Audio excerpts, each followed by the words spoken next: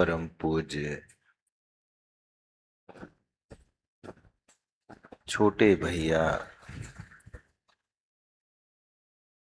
हम साधकों के कर्तव्य पथ के लिए कहते थे कि रुको नहीं, आगे बढ़ो।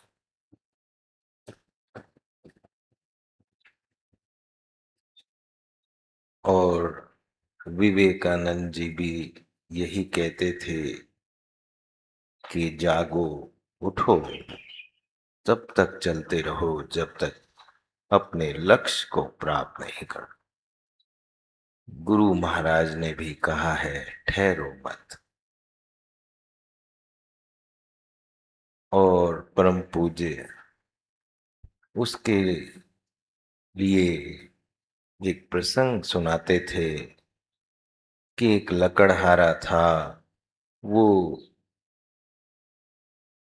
पास की जंगल से लकड़ी काट करके नगर में बेचता था। रोज उसका यही क्रम था। जितनी लकड़ी कर पाता था उसी को बेच कर अपने बाल परिवार को का पालन पोषण करता था। एक बार वहां से एक महात्मा गुजरे। उन्होंने उसको कहा कि बेटा, रुको मत, आगे बढ़ो। और वो लकड़हारा अगले दिन गया तो उसको महात्मा की याद आई। और वो थोड़ा और अंतर में गया तो उसको वहां और सुंदर लकड़ी मिली, जिससे उसे और अधिक पैसे मिले। फिर कुछ दिन ऐसे ही चला।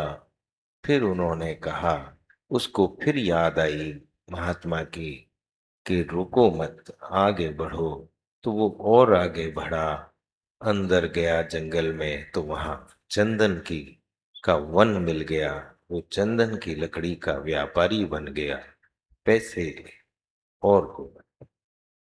और फिर कुछ दिन और गुजरे। फिर उसको वही बात याद आई। वो फिर और आगे बढ़ा तो उसे सोने की नदी में सोना मिलने लगा। वो और अमीर हो गया। और फिर कुछ दिन और गुजरे तो वो और आगे बढ़ा तो वहां उसे हीरे जवाहरात का ढेर मिल गया। ये महात्मा की एक बात है कि रुको मत, आगे बढ़। यही हम साधकों के लिए भी गुरु महाराज कहते हैं कि ये स्थूल शरीर है, उसके बाद हमारा सूक्ष्म शरीर है, और फिर उसके आगे हमारा कारण शरीर है, और उसके आगे वो निरंजन ब्रह्म है, आत्मा है।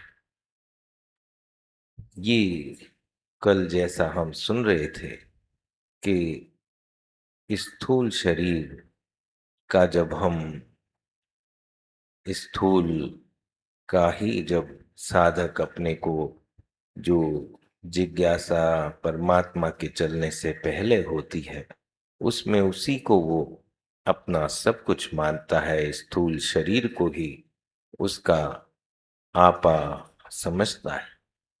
लेकिन गुरु की ठोकर लगने से उसका मन अंतर्मुखी होता है।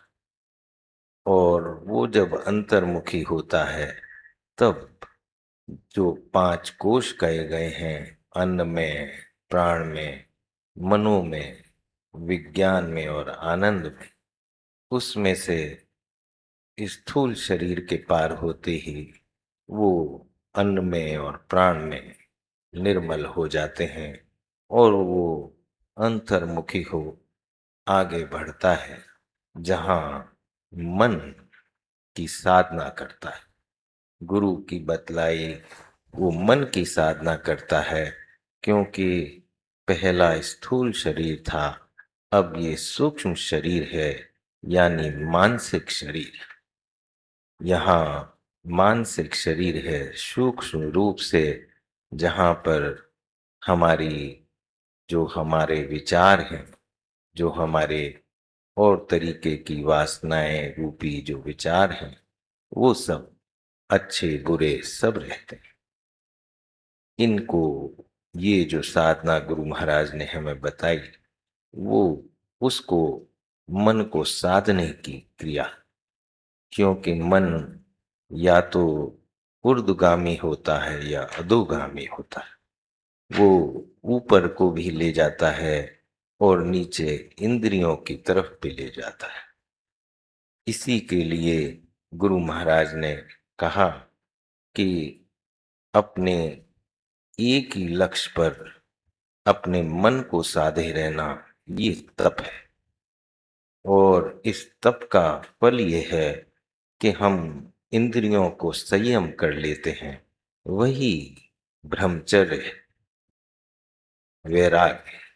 यानी जितना काम में लेना है, उन इंद्रियों पर नियंत्रण हो जाता है, ये वैराग्य।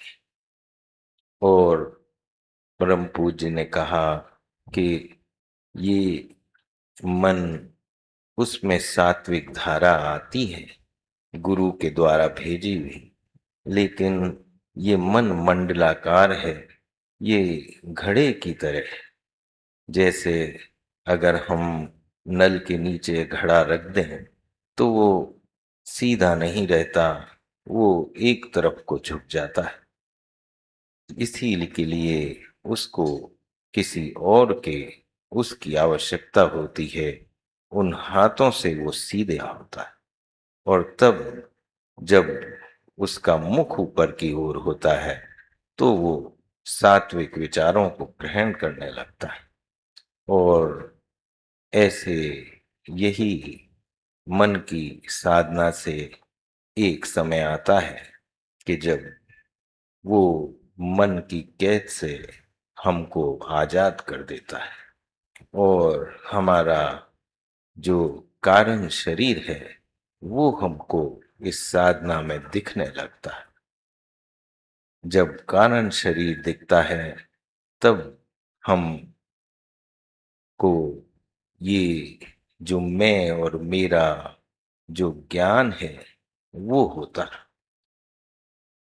क्योंकि पहले जो मन में हमको, जब हम प्रथम साधना करते हैं तो मन में हमको कई तरीके के भाव जागृत होते हैं। और उन भाव से या गुरु कृपा से हमें दृश्य दिखलाई पड़ते हैं। कल मेरी सरपंच साहब से बात हो रही थी। वो यहाँ से प्रथम बार मथुरा गए और वो कहीं भी कहीं नहीं गए थे। लेकिन जब वहाँ मथुरा में भंडारे में वो बैठे तो आपने देखा होगा कि वो पगड़ी लगाते हैं, वो सब सफेद कुर्ता पजामा वो पहनते हैं। तो वो अपने आंख बंद उन्होंने की तो उन्होंने देखा कि एक सुंदर से महात्मा पगड़ी लगाए और वैसी ही वेशभूषा में दिखलाई पड़ रहे हैं। उन्होंने एक बार आंख बंद की, फिर दोबारा खोली, फिर बंद की तो वही दिखलाई पड़े। तो उन्होंने बगल में गोपाल जी के पिताजी थे, उनको बोला कि ये क्या हो रहा है। तो उन्होंने कहा कि यहीं बैठ जा, यही यहाँ का तमाशा है। और फिर जब वो अंदर गए, उन्होंने गुरु महाराज का की तस्वीर देखी, तब उनको ये भान हुआ कि ये गुरु महाराज ही आए थे। जैसा उनका वेश था वैसे उन्होंने, न वहां तब तक उनके भाव थे न कोई साधना थी, लेकिन गुरु महाराज ने उनको अपना लिया। उसी रूप में जैसे वो उनका रूप है वैसे ही उनको दिखलाई दी। यही मन को उस ओर मोड़ना है, ये गुरु कृपा से प्रथम ही होता है। और इसी के आगे बढ़ने पर हमको गुरु का ये निर्देश हमेशा रखना चाहिए। जैसे कल धन्ना जाट को भगवान ने कहा कि तुम गुरु के यहाँ जाओ और आगे की यात्रा करो। तो आगे फिर मन के क्षेत्र से आगे निकलने पर जो कारण है वो विज्ञान में और आनंद में का क्षेत्र है। कारण शरीर में ही ममत्व और अस्मिता का जो घेरा है उसको दूर करने का ज्ञान है। और जो लोग ये कहते हैं कि जैसा आजकल ऐसा प्रचलन है कि लड्डू गोपाल की सेवा करो, ये करो, और जैसे धन्ना जाट ने भी सेवा की, तो ये सब ठीक है। लेकिन उनको जागृत कर लेना, उनको अपने हृदय में धारण करके उसी में लय हो जाना, ये आगे की यात्रा है। इसीलिए मन का अच्छा लगना कि मुझे ये भजन अच्छा लग रहा है, ये मेरी भक्ति है, मैं यहीं मुझे आनंद आता है, ये इससे भी आगे साधक को बढ़ना है। इसी के लिए सारे महान संत कहते हैं कि रुको नहीं, आगे बढ़ो। क्योंकि हमारा लक्ष्य तो उस नमक की गुड़िया की तरह है जो सागर का भेद जानने को उस सागर में ही चली जाती है और वो घुल के वहीं उसी में होम हो जाती है। यही हमारा लक्ष्य है।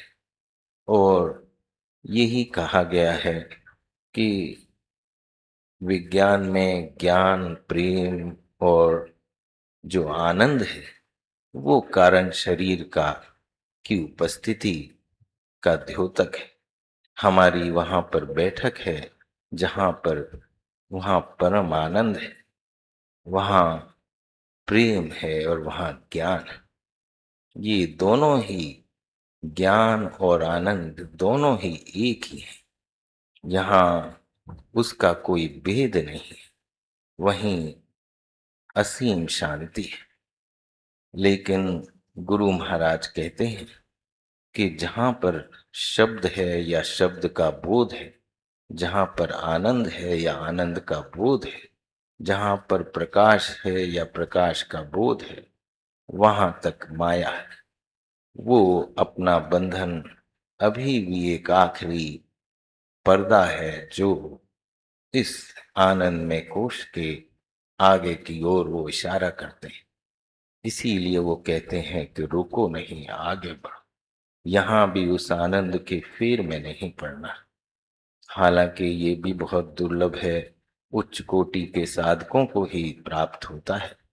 लेकिन आप ये कहते हैं कि जो अंतिम जो स्थान है, जो निर्लेप और निर्गुण आत्मा का स्थान है, वो ऐसे ही है जैसे आप समझाते हैं कि एक बल्ब का जो एलिमेंट होता है, जो तार होता है, वो टिमटिमाता है। वो उसके वो तब तक टिमटिमाता है जब तक उस पे कोई बल्ब ना लगा, कांच का ग्लोब नहीं लगा दिया जाए। कांच का ग्लोब उस टिमटिमाते उस पे लगाते ही वो प्रकाशवान हो जाता है। ऐसे ही यह आत्मा का स्थान जो ब्रह्म है, वो ऐसा जिसमें माया से अलग उसका यही आपने कहा वही शक्तिवान निरंजन ब्रह्म है। लेकिन वो बिल्कुल सुषुप्त है, वहां हरकत नहीं है। और जैसे ही ये आनंद में कोश का पहला ग्लोब आता है, वो प्रकाशमय हो जाता है। वो स्थान आनंद और ज्ञान का है। लेकिन इससे भी आगे जब वो पर्दा, यहाँ के लिए ही वो कहते हैं कि ये यहाँ तक साधक स्वयं से भी जा सकता है। लेकिन इसके आगे का जो साधना है वो वहाँ ना तो कोई जप तप व्रत काम आता है, ना वहाँ ज्ञान योग इत्यादि तप कुछ भी काम नहीं आता। वहाँ अंत में साधक आश्रित होके बैठ जाता है। वहां का साधन सिर्फ समर्पण है।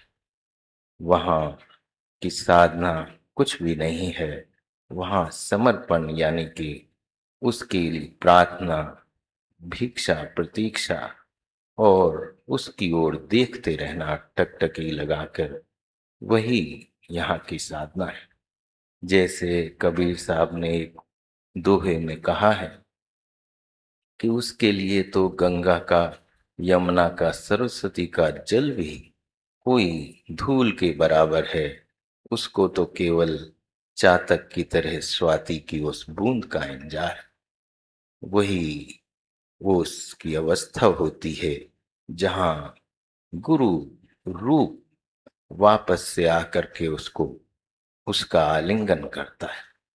क्योंकि परम पूज्य बाबूजी ने कहा है कि यहाँ पर इस साधना में प्रथम साकार है, जहाँ हम गुरु को लेते हैं, फिर वो निराकार है और निराकार की लंबी साधना चलती है, लेकिन अंत में आके यहाँ पर गुरु रूप फिर साकार होता है और वो अपने उस प्रेमी को अपने में आलिंगन कर लेता है। ये स्थूल, सूक्ष्म और कारण, और फिर यही हमारे शरीर हैं जो अन्न में, प्राण में, मनो में, विज्ञान में और आनंद में की यात्रा है। हम ऐसे महान दरबार में बैठे हैं। सिलसिले के एक महान संत कहते हैं कि उन्हों को जब ऐसे में बैठते थे तो वो बोलते थे कि मैं आज बहुत प्रसन्न हूं कि एक ही विचार के लोग एक ही स्थान पर बैठे।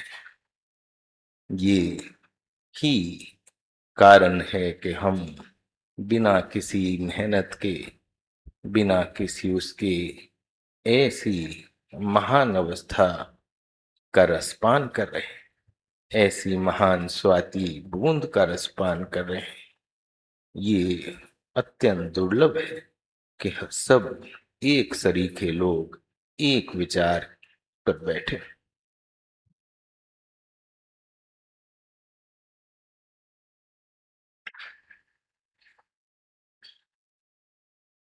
हम ये 2 मिनट ये नैवेद्य गुरु महाराज को अर्पण करेंगे, उनसे प्रार्थना करेंगे कि जो आपने कहा है कि रुको नहीं आगे बढ़ो, ये वास्तव में गहरा है।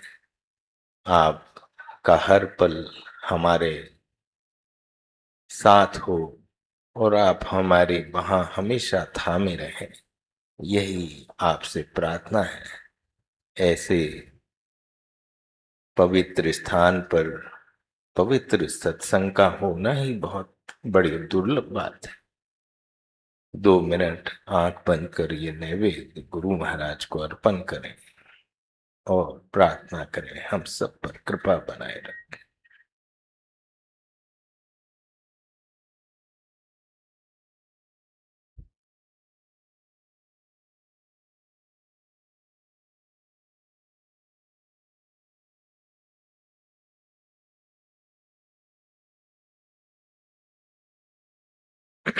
बस करें।